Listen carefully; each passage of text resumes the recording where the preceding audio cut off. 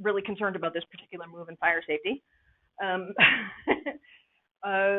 Before doing it on fire, if you learned it with a non-fire rig, practice it with your fire rig for a couple reasons.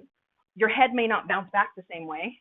Your leash, like the tether of your poi, might not behave the same way, and your length may be different. All of those things combined will have the move maybe feel a little different. So before you do it on fire with your fire rig, you might want to do it a couple times without fire with the fire rig.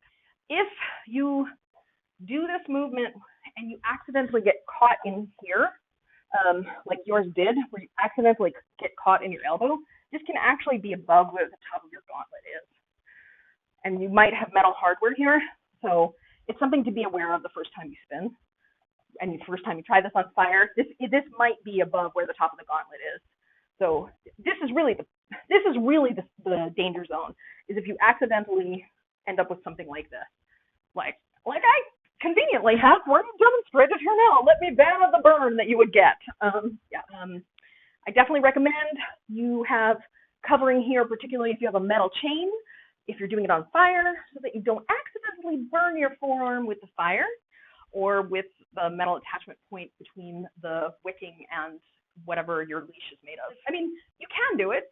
You just have to be precise. I feel like I'd rather be covered than worry about whether or not I got the trick precisely, you know. But your mileage may vary. It's your own, whatever your risk tolerance threshold is.